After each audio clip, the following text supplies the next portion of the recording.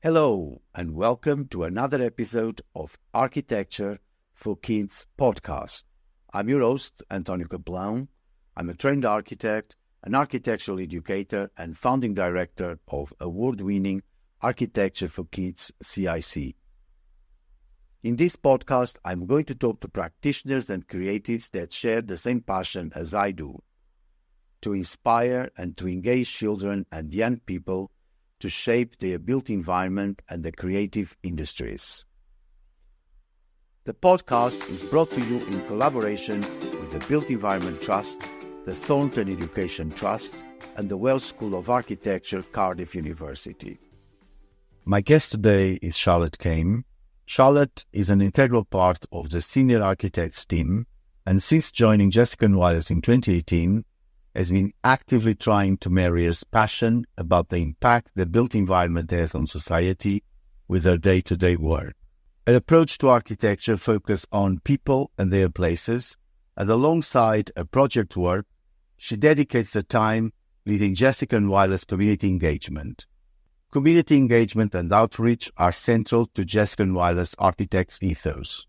In the past year, over 1,000 hours have been dedicated to outreach programs, including several open city programs, being Matt and Fiona's industry champions, and mentoring students from sixth form to university. Charlotte, thank you for coming to talk to me today, and I'm very much looking forward to finding out more about the community engagement and outreach projects at Jestico+Whiles, such as the Open City Special Educational Needs and Disabilities, the Real World Learning Program, and the Bartlett Promise. Good afternoon, Antonio, and thanks for having me. What subjects were you good at school?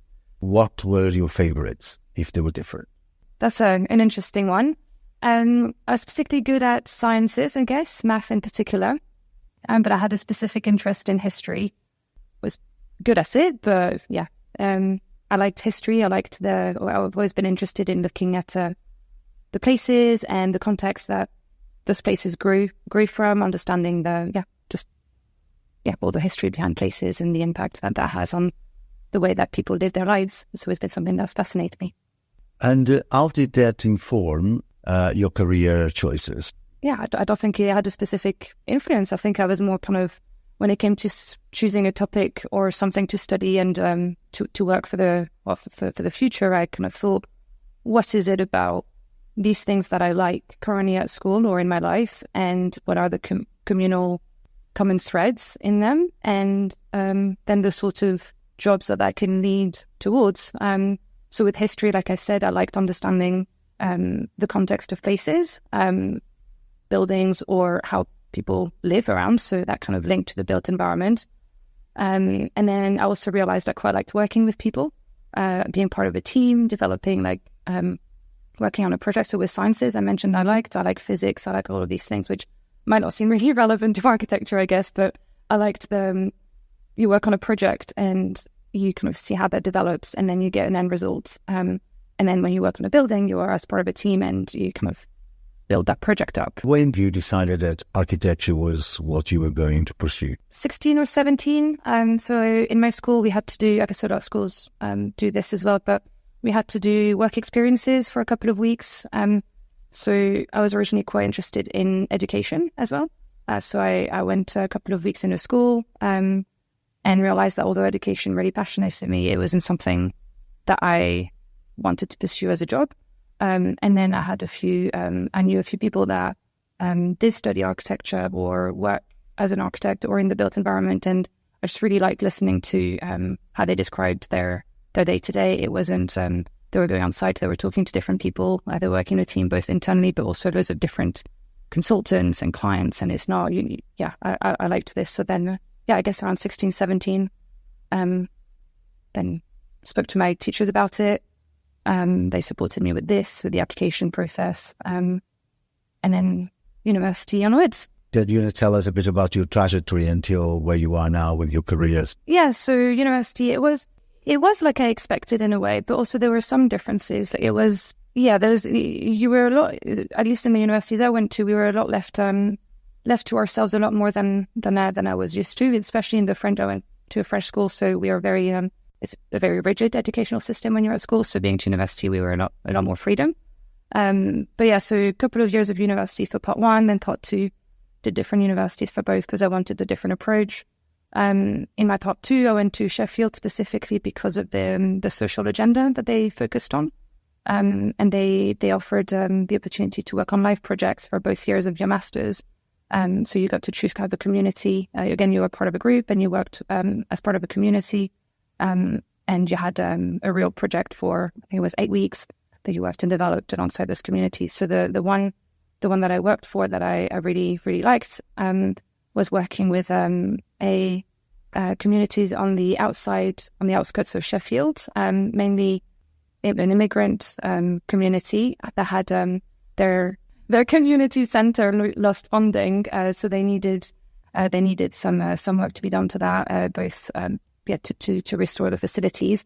So as a group of students, we dedicated 8 weeks working with them, getting funding, developing drawings and a master plan strategy on how and why this space should be kept and why it's important to the local area. First-hand experience on how, as architects or as built environment professionals, your work has such or can have a really strong impact on people. So do you want to tell us a bit about, well, maybe to begin with, what's your role at Jestico+Whiles and now you're developing the community and outreach work? When I joined Jestico+Whiles over 5 years ago, I joined the company because I really aligned with their social values. They already were doing quite a lot of outreach programs. And then when I joined, so I joined as an architect and did working mainly on the education sector, working on schools. Alongside that project work, I kind of took a leading role in those outreach program and coordinating, reaching out to other organizations, some of which I think you're discussing with as well as part of this podcast series, like Metaxiona and Open City, who all do really pretty good work trying to get some work with the youth and getting them involved in the built environment. So yeah, I've had quite a lot of freedom as part of alongside my project work to develop these connections, develop some programs, and really try and have a positive impact. There's quite a big variety of programs that we take part of.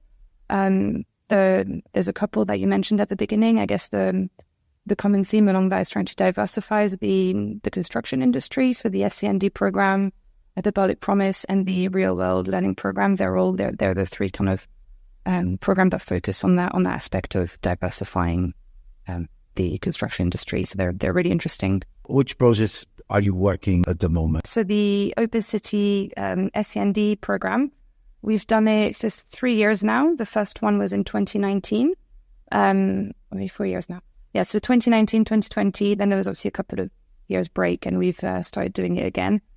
So that program, it's a really interesting one because, as you said, we work with special educational needs and disability students, which is not something that necessarily the other programs do. So you've got to think about it fairly differently and how you communicate things in the way that speaks to these students and that they can understand and appreciate. I personally, to me, it's one of my favorite ones. I find it really rewarding. The way that the program works, again, it's really nice because we're working with an artist and a musician. So it's got that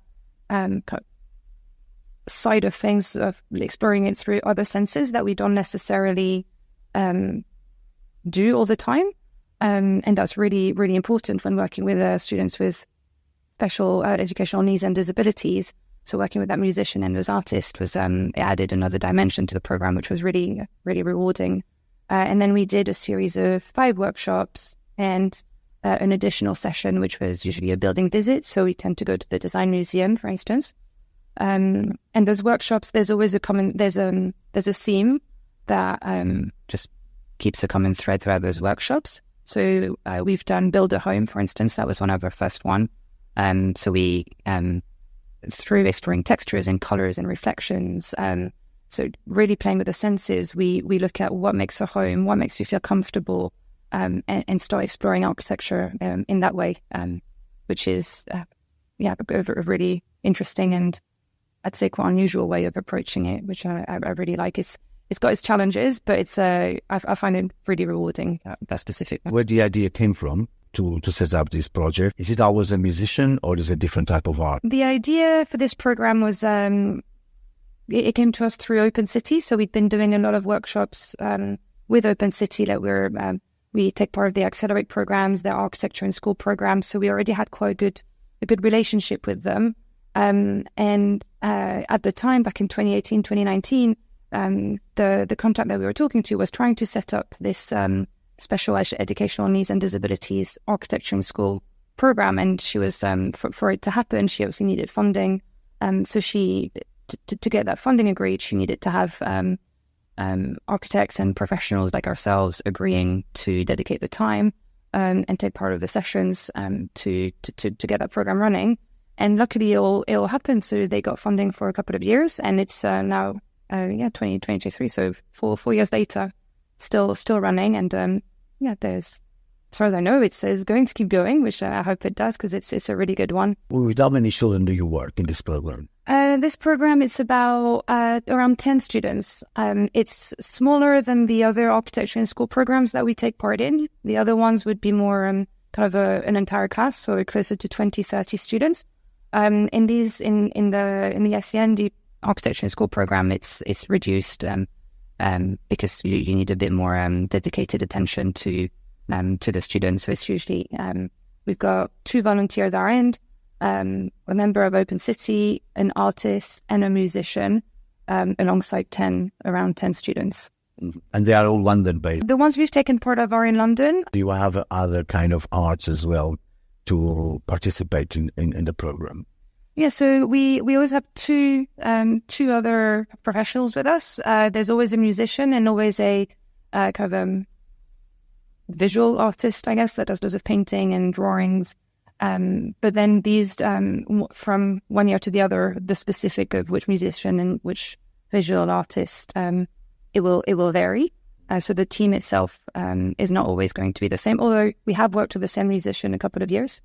But yeah, it does. We always have a musician, visual arts, architect, kind of that core team, and then the individual members. And why the musicians? Interesting question. I wondered the same when I read the program description, if I'm honest. It was, I think, because the special educational needs respond to, it's a way of communicating with them. So we started the session always with the musician, he developed a kind of a welcome song along the theme of Build a Home. So there was an anchor point at every session. We started the session with that song. And then as the project, and same, we had an ending song as well. And as the project developed, it was, there was always a different approach. He had a different approach to things. He would always relate things back to how they're heard, which obviously we as architects, we try and think about all of the different senses and how a space is experienced in every way. But someone that is completely focused on the visual art of things or the visual aspect of things, it brings another kind of always grounds you back to this aspect, which is interesting. And it's a really good communication tool with these students, which I think is kind of the key point to these sessions, is how you effectively communicate with them. Kids from various schools or just one school? The program, they do it in various schools, but each team, so the team of the architect, musician, etc., will always be, you'll do the series of 5 workshops with the same school. So you have that continuity with the students, which is very, very important because they need that connection.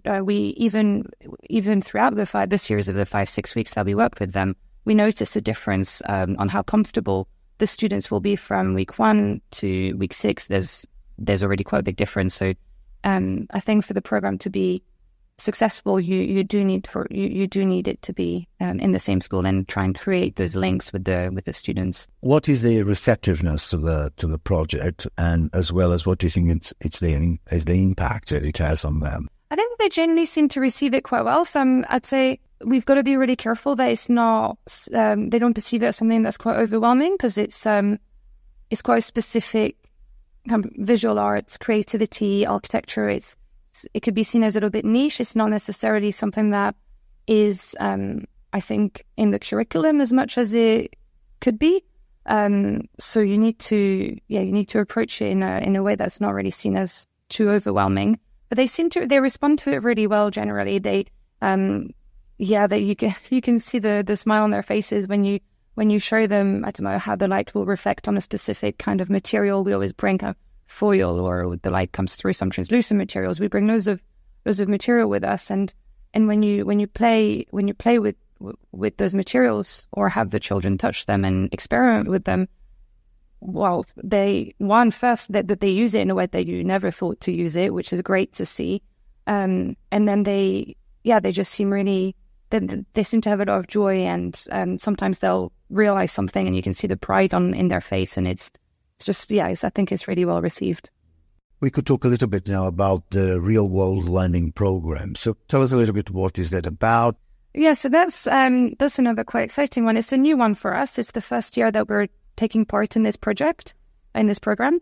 So School 21, they're running this program, and it's not just built environment related. They've got tons of different industries involved in it. It can be, some students have been to the Met Police or a bank or loads of different things, built environment included. So when we first heard about this, we kind of thought that I guess the core value behind that program is they understand the value that a work experience has when you're a student at school. Having a work experience is really important, because it gives you a first insight on what the day-to-day the day-to-day of a specific person in a specific industry is. Like I said at the beginning, I wanted to be a teacher. I did a work experience. I realized I like education, but I don't want to do that specific job. So work experience are incredibly valuable. What School 21 is trying to do is they want to have a different spin from the standard 1 or 2 weeks. So a student might be kind of thrown into a workplace, and they might work on kind of a make-believe brief, which is great. Those experiences are needed, but it's generally make-believe, specifically tailored for a work experience coming for a week or two, and then they get some support, they get some training. But it's not necessary, although it gives the student an insight on the profession, it's not necessarily resulting in an end product that's of value to that the student can kind of show that they've worked, that they've produced, or that the practice can then reuse. So School 21 wanted to develop a work experience format that was of value to the student and to the practices, which is why they've stretched it over 14 weeks. So the student we've got 6 students that we're working with. They come to our office 2 hours every Thursday afternoon, and that gives them time to really work on a project from start to finish that we've developed for them. So in that specific case, we've asked them to do a post-occupancy evaluation of a school that we've built. What does that mean? I thought you might ask. So post-occupancy evaluation, it's something that's really critical to an architect or anyone working in the building industry, really, especially in today's climate with all climate change, etc. We need to really understand how the buildings that we're designing and building, are they actually performing both from a social and energy point of view as they are intended to. And the only way you can really understand this is to go back to the building once it's been built and used, talk to its users, and get information from them. Is it working as it should? Are they satisfied with the spaces? What's the energy consumption of the building? Are they just getting that understanding of how the building is performing? We as architects want to do that. We need to do a lot more of this. The students, they're still at school. They're sixth form. They're the sixth form age. So they're familiar with the school environment. So we thought it would be good, and we, Sarash, said as a practice, design a lot of schools. So we thought that for them, it'll be good for them to be in a familiar environment, which is a school space. They have first-hand experience on what makes a school design successful, what they would like to see more of, what they would like to see less of, they're the end user. So we thought that was really relevant for them. So we contacted one of our old schools that we've designed and asked them if we could, along with those 6 students that are doing the work experience with us, come along and interview some of the teachers, some of the students, some of the staff, and film how the space is being used.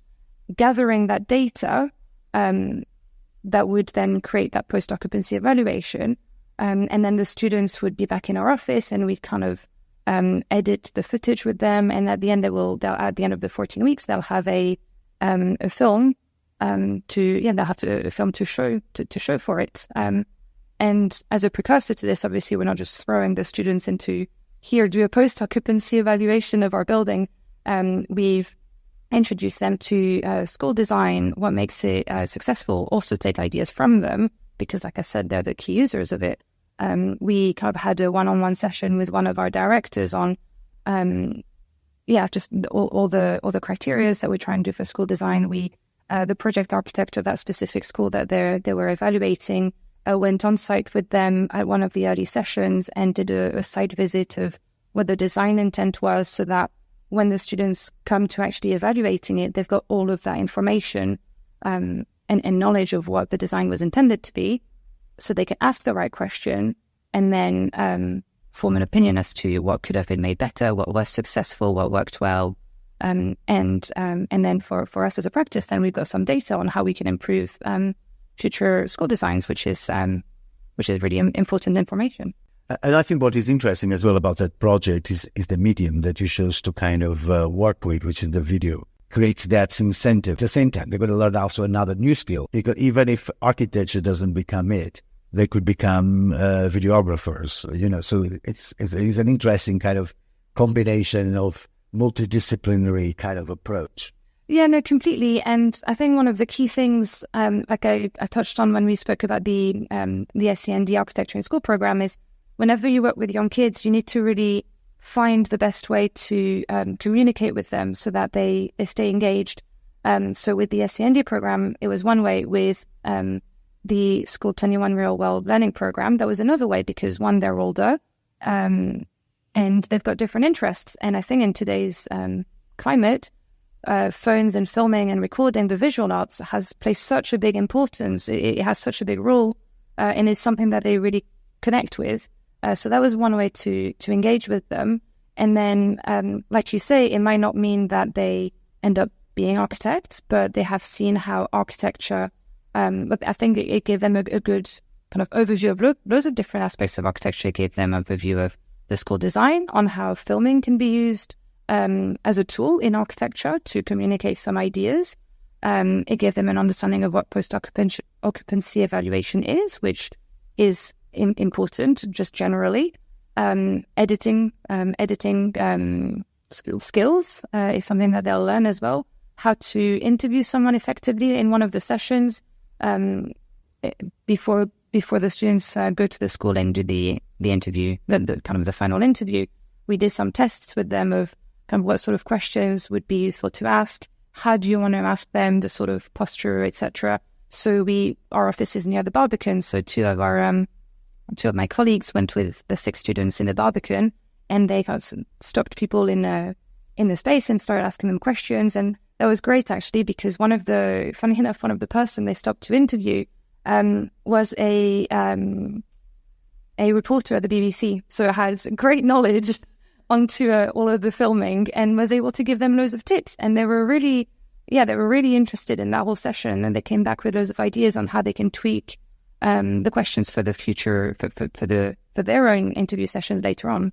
So it's really, really interesting and quite a varied set of skills. So Bartlett Promise Scholarship. So tell us a little bit about who can apply, or how does that work? That was developed in 2020 alongside the Bartlett. They, again, with the idea to try and diversify the construction industry.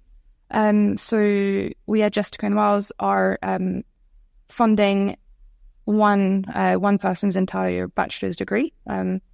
And so giving someone the opportunity to go to university that might not have the opportunity otherwise, because it's an expensive, it's an expensive route, unfortunately. Opening a route to someone who might not have this opportunity otherwise, which is really, really important. I mean, I think I've like most people, I'm sure everyone should have equal access to education, and it's such a shame that just cost is what's holding you back. So we're doing our bit to try and open doors to someone.